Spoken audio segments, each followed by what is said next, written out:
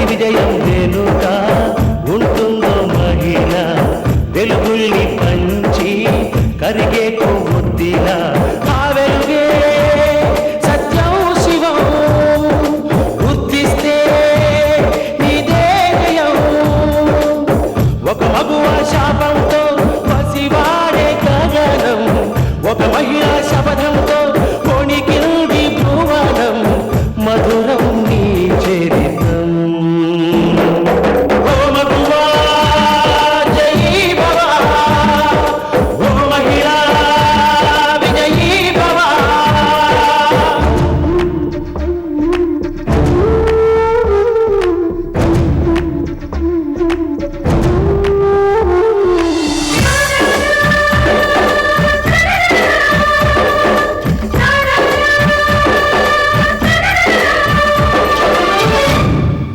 ఒట్టి మాటతో ఒక్కనాటికి రాదు రాదు జయము చిత్తశుద్ధితో చెమట వచ్చితే అందదా విజయము పిడుగురాలిన అడుగు ముందుకు వేయుడే ధైర్యము మనసు చూపిన మార్గ మొదలక సాగని పయనము అంతులేనిది నీ సహనము సాటి లేనిది నీ త్యాగము బతుకు బాటలో ఎన్ని వెతుకులాటలో మలుపు మలుపున ఎన్ని ఆటుపోటులో గెలుపే నీ ధ్యేయం సాహసమే నీ ఆయుధం సాధించే నీ ఆశయం సాహసమే నీ ఆయుధం సాధించే నీ ఆశయం మాల్ని నువ్వే అడ్డు చెప్పుకు, నేను వెళ్ళి విట్టల్ని తీసుకొస్తాను, నువ్వు రెడీగా ఉండు. ఓకే?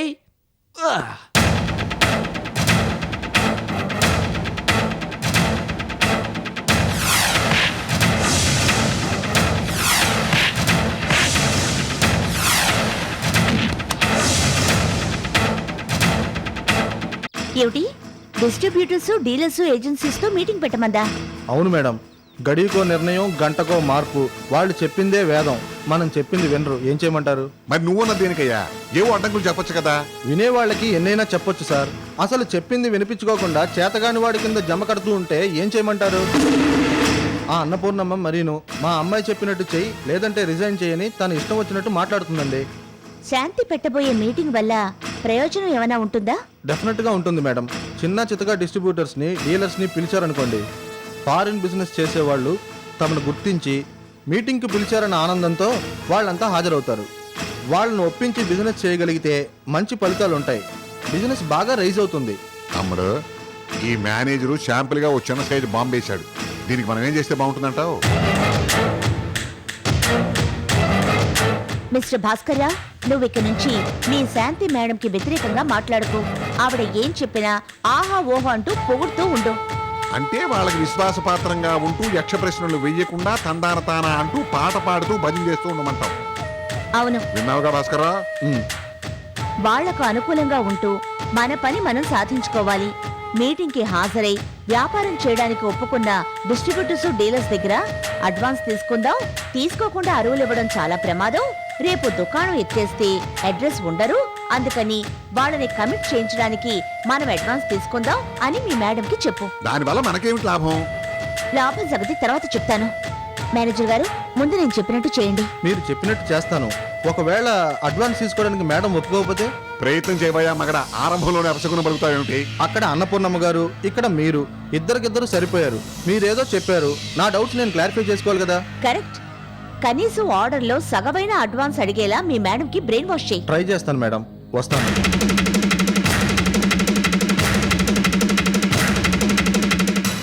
నాన్న, అప్పుడప్పుడు నువ్వు తెలివి తక్కువ వాళ్ళ ప్రవర్తిస్తుంటావు. నిన్ను అసలు ఏం చేయాలో నాకు అర్థం కావడం లేదు. ఇప్పుడు నేనేం చేశానమ్మా? నా మీద అలా విరుచుకుపడతావు? నువ్వు చెప్పిన ప్లాన్ వల్ల మనకేంటి లాభం అని ఆ మేనేజర్ ముందు అడుగుతావే, అది తెలివైన పనా? మనం డబ్బిస్తున్నామని శాంతి సంగతి మనకు చెప్పినవాడు రేపు అదే డబ్బు కోసం ఇంకెవరికైనా చెప్పడని నమ్మకం ఏంటి? నాకు ఆ పాయింట్ తట్టనే లేదమ్మా. అవును, ఇంతకీ దేనికమ్మా శాంతి అడ్వాన్స్ తీసుకునేలా చేయమని చెప్పావు? మన అంచనా ప్రకారం శాంతి అడ్వాన్స్ అడిగిందే అనుకుందాం. ఇదేమిటి ఈవిడ అడ్వాన్స్ అడుగుతోంది, నిజంగా సరుకు అమ్ముడుపోతుందా అన్న డౌట్ మీటింగ్ కి హాజరైన వాళ్ళందరికీ వస్తుంది. అందుకని వాళ్ళు ఎక్కువగా కమిట్ అవ్వరు, ఏదో శాంపిల్ గా తీసుకుంటారు. ముందు సరికిస్తాం, అమ్మిన తర్వాతే డబ్బివ్వండి అని శాంతి అంటే 10 షర్ట్లు తీసుకునేవాడు 100 షర్ట్లు తీసుకుంటాడు. భాస్కర్ రావు అన్నట్టుగా వ్యాపారం బాగా పుంజుకుంటుంది. దాన్ని బ్రేక్ చేయడానికి ఈ అడ్వాన్స్ లింక్ పెట్టింది. అర్థమైందా?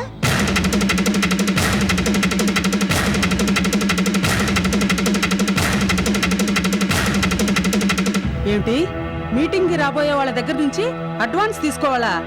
ఏమిటయ్యా నువ్వు మాట్లాడేది? ఆలోచించే మాట్లాడుతున్నావా? ఇక్కడ నువ్వు, అక్కడ బలరాం, నా పాలిట మీరిద్దరూ రాహుకేతుల్లా తయారయ్యారు.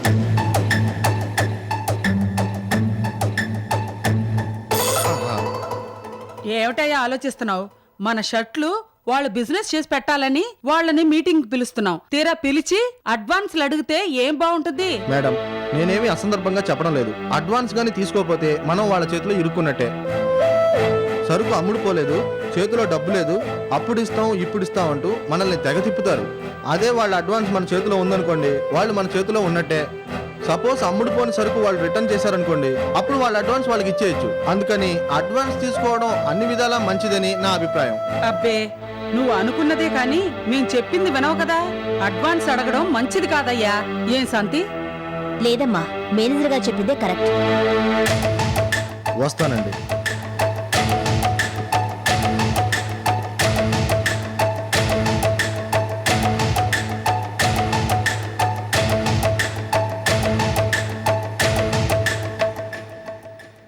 Super super, very good, super.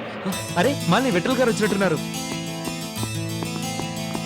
దంపతులిద్దరికి వందనాలు. అదేంటి మీరు ఒక్కరే వచ్చారు, విఠల్ గారు రాలేదా? అర్జెంట్ పనిబడి కూకట్పల్లి వెళ్లారు. ఓ అరగంటలో వచ్చేస్తారు. ఆలోగా నన్ను మీ దగ్గరికి వెళ్ళి అన్ని రెడీ చేసి ఉంచమన్నారు. అలాగే.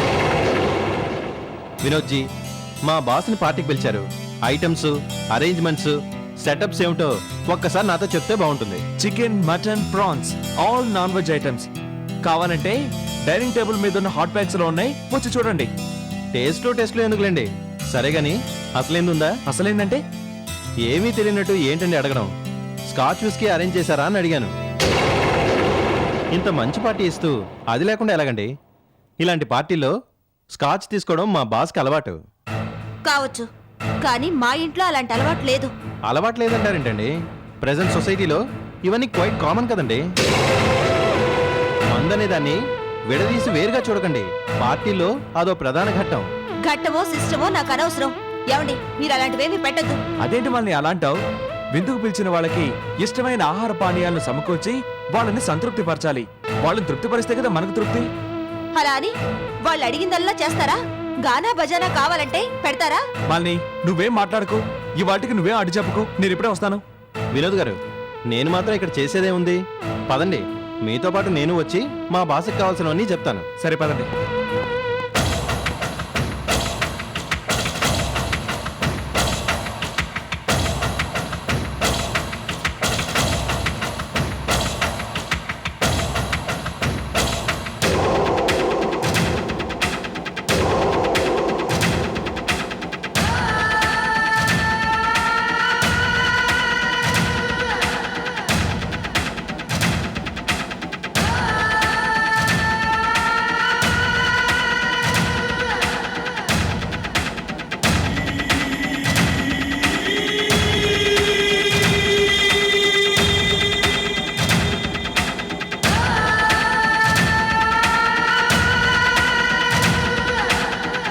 హలో.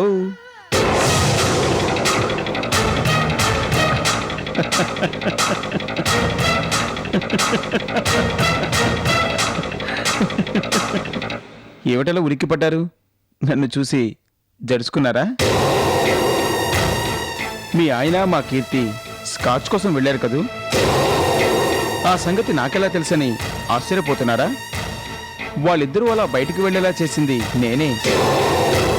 వాళ్ళిద్దరినీ ఎందుకు బయటికి పంపించానో తెలుసా? నీతో సరదాగా, ప్రశాంతంగా, ఏకాంతంగా మాట్లాడాలని.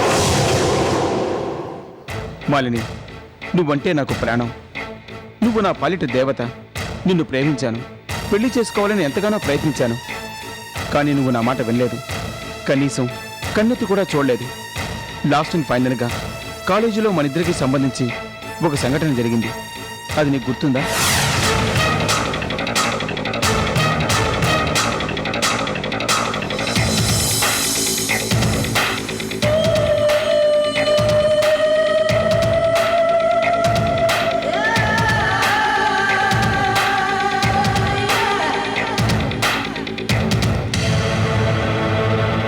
మాలిని, నీ చూపుల అసహ్యం నాకు అర్థమైంది. అయినా రాక తప్పలేదు. నీకు ఇప్పటిదాకా 99 లవ్ లెటర్స్ ఇచ్చాను. ఇది 100వ లవ్ లెటర్. నేను లవ్ లెటర్ ఇచ్చిన ప్రతిసారి నువ్వు తిట్టడమో కొట్టడమో చేసేదానివి. సిగ్గు లేకుండా నేను దురుపుకుపోయేవాడిని. సిగ్గులేంది నాకు కాదు మాలిని, నా ప్రేమకు. నా ప్రేమకు నీకు చెప్తానంటే నువ్వు ఆలకించవు. అందుకే నీకు ఈ 100వ లెటర్ ఇస్తున్నాను. ఇది చదివి నీ అభిప్రాయం, నీ నిర్ణయం నాకు చెప్పాలి. మాలిని, నా 100వ లెటర్ నువ్వు చదవాలి. చదివేదాకా నేను నీ కాళ్ళు వదలను. నువ్వే నా దైవం, నా పాలిట దేవత. నువ్వు కాదంటే నేను బతకలేను. ప్లీజ్ నా ప్రేమను అంగీకరించి మాలిని. ఈ లెటర్ తీసుకో మాలిని. ప్లీజ్ మాలిని, ఈ లెటర్ తీసుకో. నా ప్రేమను అంగీకరించి మాలిని. ప్లీజ్ మాలిని, తీసుకో మాలిని. ఈ లెటర్ తీసుకో. నా మాట విను మాలిని, తీసుకో మాలిని.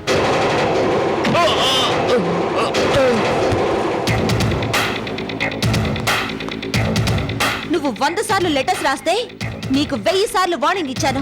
కేవలం నా వల్ల నీ చదువు, నీ భవిష్యత్తు పాడవకూడదని నువ్వు నన్ను ఎంత విసిగించినా క్షమిస్తూ వచ్చాను. ఇక క్షమించడం నా వల్ల కాదు.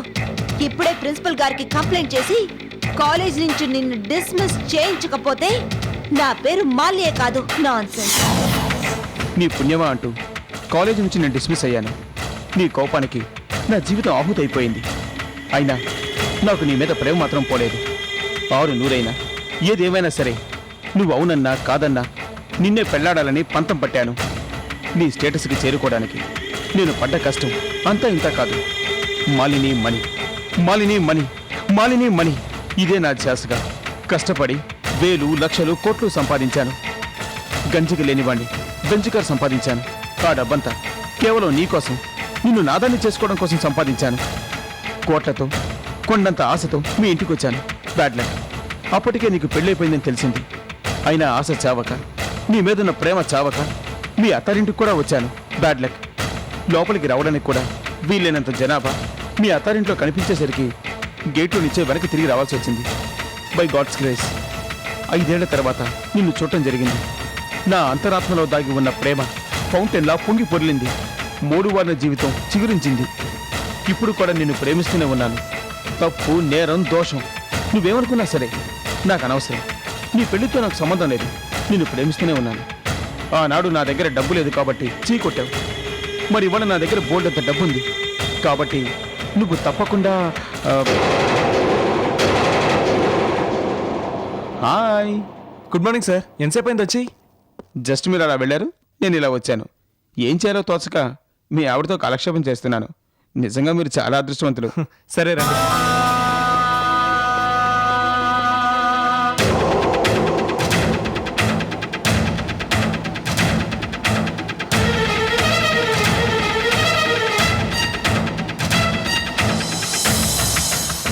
Cheers.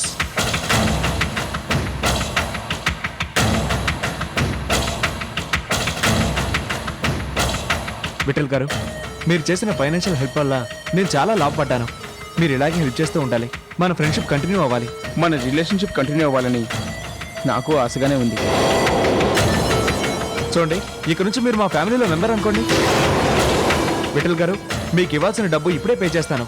దానికంత అర్జెంట్ ఏం లేదు. మీ దగ్గరే ఉంచండి. ఇంకా ఎంత కావాలన్నా ఇస్తాను. మళ్ళీ విఠల్ గారు మంచితనం చూసావా? ఈయన ఇదివరకే పరిచయం అయి ఉంటే మనం ఎక్కడో ఉండేవాళ్ళం.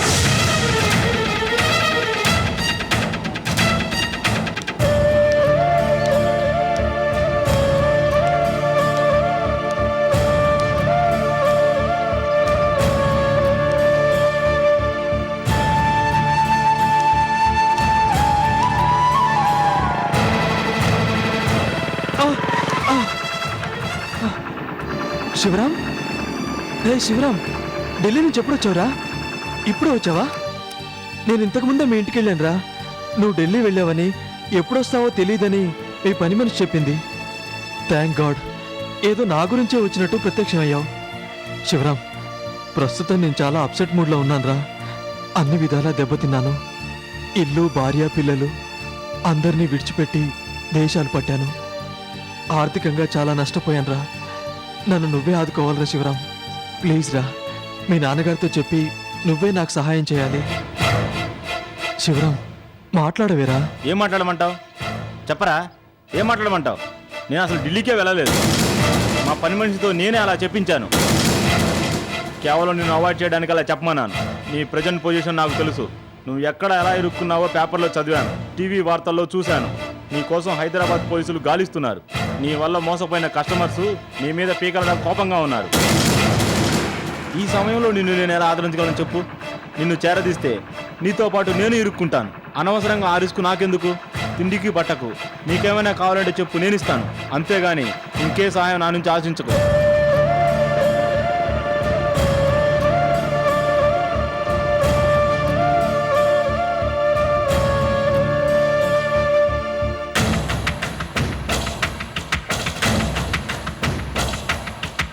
బై గాడ్స్ గ్రేస్ 5 ఏళ్ల తర్వాత నిన్ను చూడటం జరిగింది. నా అంతరాత్మలో దాగి ఉన్న ప్రేమ ఫౌంటైన్లా పొంగి పొర్లింది. 3 వారాల జీవితం చిగురించింది. ఇప్పుడు కూడా నిన్ను ప్రేమిస్తూనే ఉన్నాను. తప్పు, నేరం, దోషం నువ్వేమనుకున్నా సరే నాకు అనవసరం. నీ పెళ్లితో నాకు సంబంధం లేదు. నిన్ను ప్రేమిస్తూనే ఉన్నాను.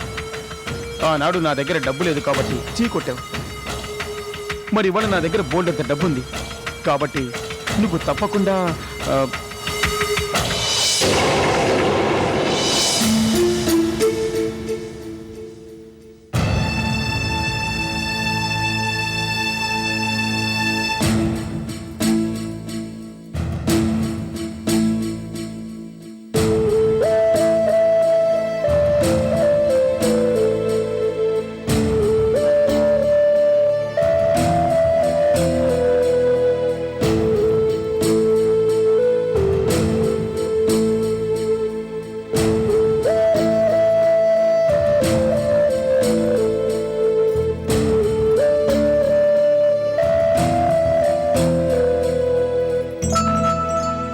మాలిని, ఇంకా పడుకోలేదా?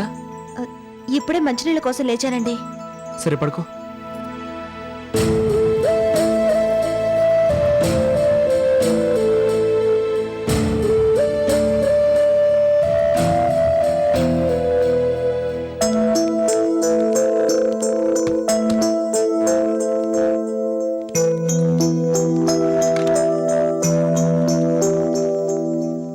మేనేజర్, మీరు ఒకసారి నా క్యాబిన్కి రండి. పుచ్చు వంకాయలు అమ్ముకోవాల్సిన వాడు మనకి మేనేజర్గా దొరికాడు. వాడు ఏ పని చేసినా పుల్లయ్య వ్యవహారమే. Good morning madam. Good morning. Manager, meeting ఏర్పాట్లు పూర్తయ్యాయా? అయ్యాయి మేడం. ఎంతమంది అటెండ్ అవుతున్నారు? మినిమం 15 మంది అయినా వస్తారు మేడం. సరే, ఇంకా ఎవరినైనా పిలవాల్సి వస్తే పిలవండి. మీటింగ్ బాగా జరగాలి. అటెండ్ అయిన వాళ్ళని బాగా చూసుకోవాలి. అలాగే మేడం. చూడు, ఏదైనా తేడా వచ్చిందో చెప్పడం దేనికిలే, ఎళ్ళు.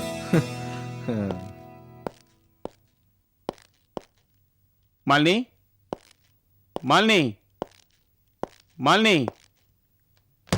మాలిని, మాలిని.